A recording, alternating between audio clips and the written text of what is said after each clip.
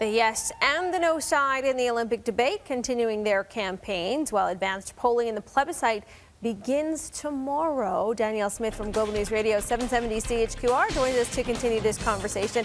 A conversation we'll all be having on all of our shows every day up until November 13th and beyond, I'm sure. I know it feels like we've been talking about it every single day, and we kind of have, because over the last week, there's just been new developments every single day.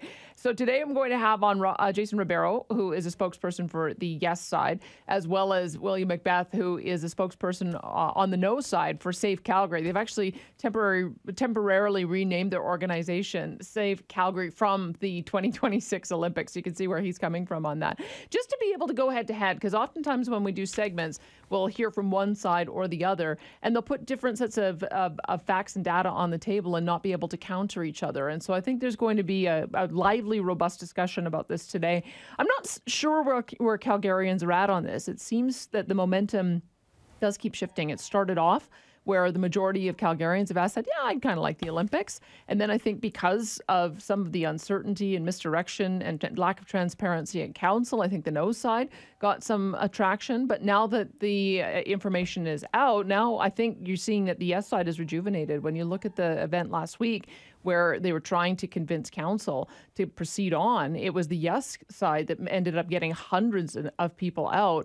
And the no side didn't seem to have a very strong presence there. You've got rallies today happening by the yes side. So I think what you're seeing is that the yes realizes that they've got to do a lot of work in this last week or so to get the real push out if they're going to be able to win the referendum. So we're going to have that final debate today and see if any hearts and minds have been won over one way or the other. Yeah, so we know the advanced voting begins tomorrow. Do you think people are prepared? Do they have enough information to go into this vote confidently? I think they have enough information. The question will be whether or not they believe the information that they have. Do they believe that RCMP committee that came back and said, no, the security is actually going to cost half as much as it did in the Vancouver Olympics? Do they believe that City Council can be trusted not to have a bunch of additional add-ons that are going to cause the infrastructure budget to escalate like it has in other cities? Do they believe that the IOC is treating Calgary fairly with the split in the revenue? Those are all the questions. I think that there's a lot of information on the table. It's just a matter of whether or not you think that the people who are going to be seeing this through to 2026 have the credibility to pull it off within budget. And some people will say yes to that. Some people will say no to that. And it's part of the reason why the city's so divided on it.